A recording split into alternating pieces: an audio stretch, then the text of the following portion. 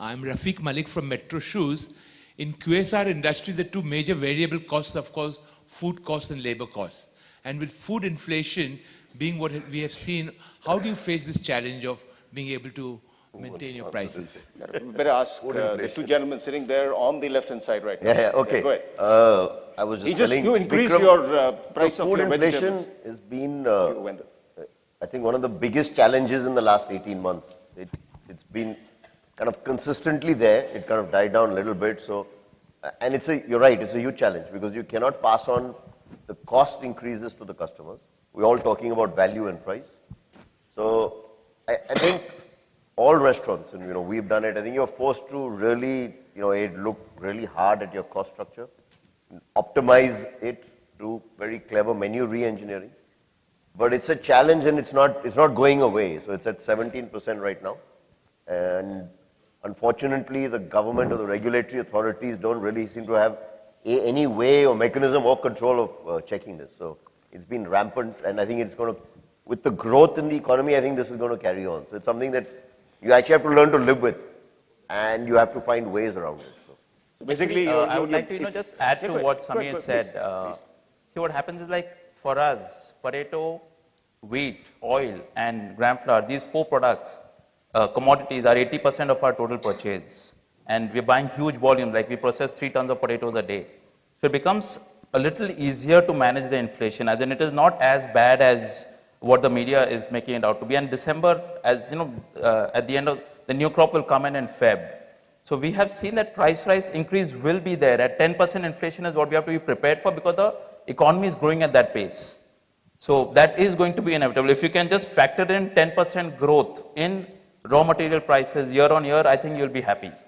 But if you look at, if you want to cut it down, that's not going to happen. So Rafiq, the answer to your question is, gentlemen, you're going to get some inflation. You're going to get some higher prices out there. Get used to it. I just saw the onions have disappeared from your McDonald's. Yeah, that's right. And also reduce quantity. No, nothing's got reduced as yet. Okay, go ahead. Anybody else? Please. You need this? Let this be the last question. I hope there's no other question around here. I'm Anand Kumar from ABRL. One more. Okay, one more. These pizzas and all those things have been considered as fatty products. So the present tradition and the present people are becoming more health conscious, and this is an indirect competition which is a hurdle to your business. How are you going to overcome this? Is a question on nutrition. Yeah, nutrition. Yeah, I think it's extremely important. I think any company has to have a sustainability agenda on nutrition and environment, community. So I think I can share with you what we at Yum Restaurants are thinking of. I think it's a 3-point process. First of all, we want to make sure that we declare the nutritional value for everything that we sell. So it's transparent and visible to our consumers. Second, we want to, basis whatever we know is not good for you, we want to ensure that we eliminate that from what we are selling. And third, offer healthier choices for the consumers for whom it's important. I think it's extremely important that we do that.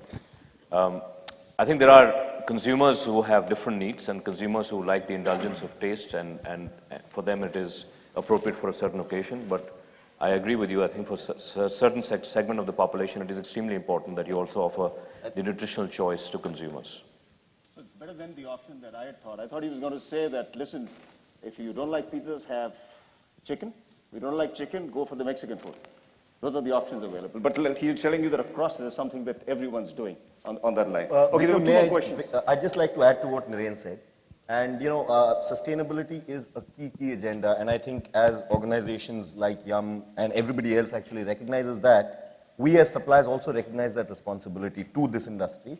And there are huge steps being taken by organizations like PepsiCo to ensure that the products that we get in are the right products by the day part, and they carry a very, very strong sustainability message.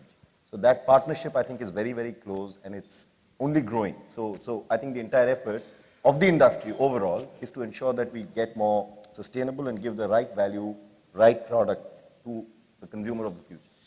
Great. Last two questions. There was a gentleman out there. Yeah, my name is Anand. My question was also on the health conscious food, for the consumer. So are you seeing a trend among the consumers that they are more and more looking for such choices in your restaurants and outlets, one? And is there any kind of a CSR initiative that, is happening to ensure that we don't get into that junk food phenomena that the West has gotten in and is trying to get out of? Okay. I think the biggest draw for most of our brands continues to be, craveable taste. I think consumers love the break from normal routine through craveable taste.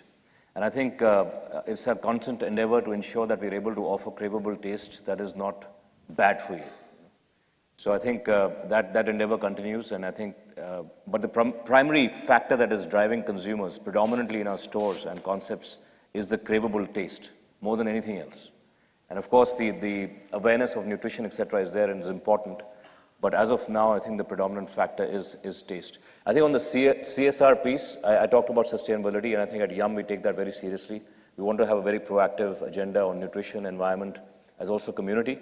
So we have a World Food Program initiative every year where we collect a lot of money for the United Nations World Food Program that we donate for World Food Program activities for the United Nations.